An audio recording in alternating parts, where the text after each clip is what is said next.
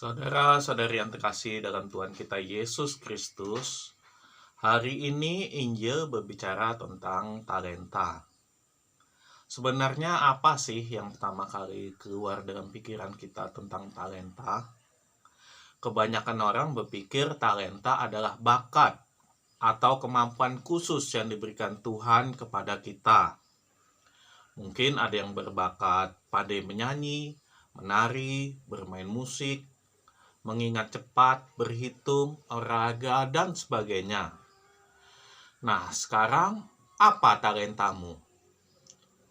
Sebelumnya, tahukah Anda bahwa talenta pada zaman Yesus sebenarnya bukan tentang bakat atau kemampuan.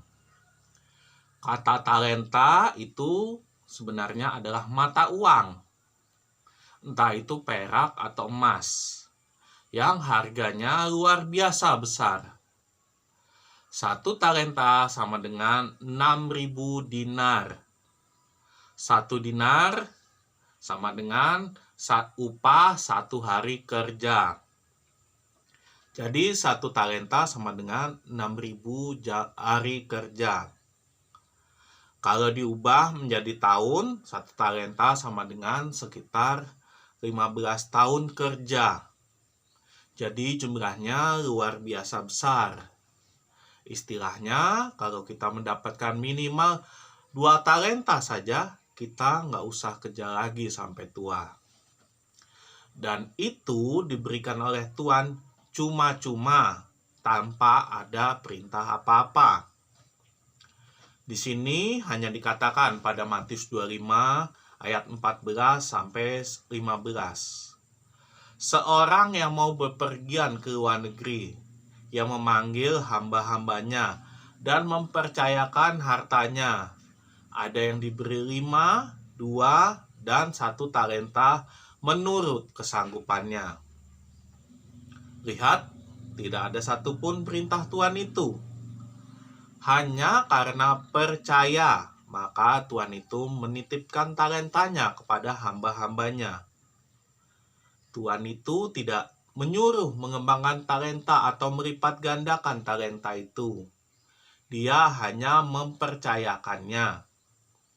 Yang artinya kalau hanya sebatas mempercayakan, artinya dia ingin hamba-hambanya itu menjaga talentanya itu baik-baik. Dia ingin saat dia kembali, talentanya itu utuh, tanpa ada yang kurang. Dan setelah dia pulang dan mendapatkan talenta yang utuh itu dari hambanya, biasanya sang tuan pasti memberikan upah karena sudah menjaga talentanya. Mungkin 10% dari jumlah talentanya mungkin. Dan kalau benar demikian, bisa dibilang tindakan yang dilakukan oleh hamba yang mempunyai 1 talenta tidak salah, karena dia sudah menjaga kepercayaan tuannya dan mengembalikan utuh talenta tuannya. Nah, itu kalau bicara talenta sama dengan uang. Jadi tidak terlihat salah. Tapi kalau dikembalikan lagi, talenta sama dengan bakat. Jadi terlihat salah. Mungkin itu sebabnya kali persepsi talenta sama dengan uang dirubah menjadi talenta sama dengan bakat. Bayangkan, Tuhan atau yang kita anggap Tuhan memberi kita talenta atau bakat, tapi kita tidak mengembangkannya, pasti marahlah Tuhan kita. Walaupun tidak ada perintah sedikit pun dari Tuhan, kita seharusnya sudah punya kesadaran dan inisiatif sendiri untuk mengembangkan bakat itu. Bakat yang sudah dipercayakan kepada kita, kalau kita tidak memanfaatkan baik-baik, malah kita simpan sendiri, pasti kecewalah Tuhan. Tahu gitu, lebih baik bakat itu diberikan kepada orang yang lebih bisa memanfaatkannya dengan baik. Sekarang coba Bapak, Ibu, Saudara terkasih, tolong sebutkan dalam hati, apa talentamu? Apa bakatmu? Kalau bakat saya sih, saya bisa tidur dimanapun dan kapanpun. Itu juga bakat tuh. Karena ada orang yang nggak bisa tidur kalau tidak tidur di ranjang yang empuk dan mahal. Ini bukannya malas, tapi saya anggap sebagai sebuah bakat dan anugerah yang saya syukuri. Tidaknya kalau saya ditaruh di tempat yang panas atau di kutub es, saya bisa tidur di mana saja. Ya, walaupun saya nggak punya bakat untuk makan apa saja, saya termasuk pemilih dalam makan. Setidaknya, kalaupun di tempat yang panas atau dingin, walaupun saya nggak bisa makan, tapi saya masih bisa tidur. Sekecil apapun bakatnya, harus bisa kita syukuri. Sekarang bagaimana dengan bakat-bakat yang lain seperti tadi? Pandai menyanyi, menari, bermain musik, mengingat cepat, berhitung, olahraga, dan sebagainya. Apakah kita sudah mengembangkan bakat kita itu? Bukan hanya untuk pribadi, tapi untuk sama kita, demi kemuliaan Tuhan. Seperti contohnya kawan saya, dia itu hobinya makan, minum, tapi uniknya dia makan apapun nggak gemuk-gemuk. Akhirnya dia jadi YouTuber atau konten kreator di bidang kuliner.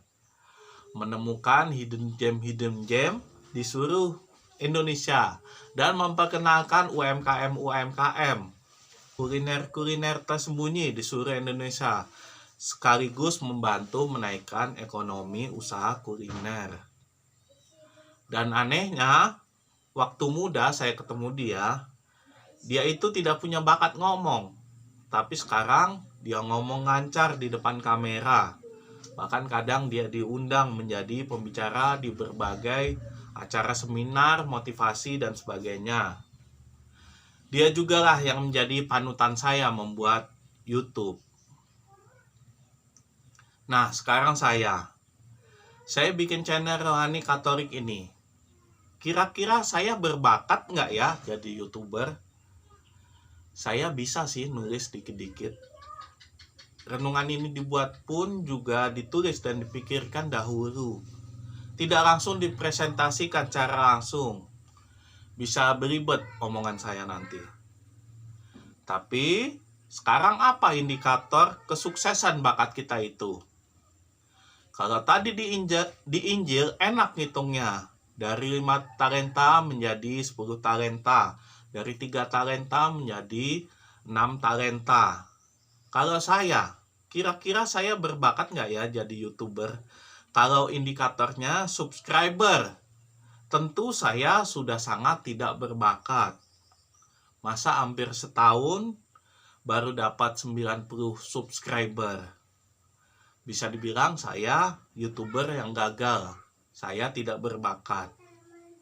Tapi membaca Injil hari ini membuat saya sadar bahwa talenta tidak semata-mata bicara soal angka. 5 jadi 10, 3 menjadi 6. Tapi talenta bicara soal kepercayaan dan pengembangan. Yang saya tangkap dari bacaan Injil ini intinya, asal talenta itu tidak disimpan sendirian di dalam tanah. Mau misalnya talenta kita misalnya 5. Tapi cuma berkembang jadi 8 atau 7. Talenta kita 3 menjadi 4. Itu saja sudah cukup. Ada penambahan di situ dan patut disyukuri. Seperti contohnya balik lagi ke saya. Dilihat dari subscriber, saya memang tidak berbakat. Tapi setidaknya saya sudah mencoba membuatnya. Melakukan pelayanan yang terbaik. Menyebarkan kabar baik versi saya. Urusan hasil belakangan lah. Mau ada uangnya atau tidak, terserahlah. Yang penting saya sudah memberikan talenta saya. Apa yang bisa saya lakukan untuk sesama. Kayak contoh yang lain, saya ikut KUR. Saya ikut tidak semata-mata karena saya pandai nyanyi. Suara saya bagus, pingin dipuji atau sebagainya. Tapi hanya untuk semata-mata saya ingin bernyanyi untuk Tuhan, untuk kemuliaan Tuhan. Kalau saya ikut KUR, kadang saya jadi ingat ibu saya, jadi ngobati rasa rindu saya. Itu saja sudah cukup bagi saya. Maka dari itu Bapak Ibu berkaca dari saya, bukannya saya mau sombong atau apa, tapi mari kita mulai sekarang. Kita tampil, kita tunjukkan talenta kita ke semua orang. Jangan disimpan sendiri. Jangan malu, tunjukkan saja. Nanti biar Tuhan sendirilah yang membantu kita dan memberikan kita hasilnya. Apakah talenta kita itu berguna untuk sesama atau tidak? Nggak perlu menghasilkan talenta 2 kali lipat. Sedikit pun, asal ada perkembangannya, pasti Tuhan sudah senang. Jangan disimpan sendiri talentamu itu. Dan sambil menunjukkan talenta, marilah kita mohon bantuannya agar kita diberi kemudahan untuk menunjukkan talenta kita. Dan agar talenta kita berguna untuk banyak orang. Marilah kita hening sejenak, marilah kita merenung.